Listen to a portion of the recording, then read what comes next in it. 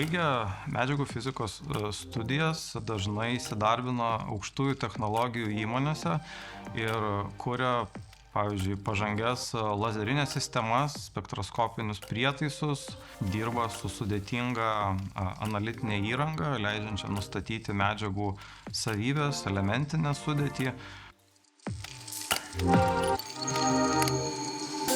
Ypatinga tuo, kad jie apjungia skirtingas disciplinas. Tai yra, mes nagrinėjame tiek fundamentalius reiškinius fizikinius, tiek ir dirbame su inžineriniais jų taikymais realiuose pavyzdžiuose, tokiuose kaip puslaidininkiniai prietaisai, jutikliai, fotonikos sistemos ir įvairūs kiti taikymai.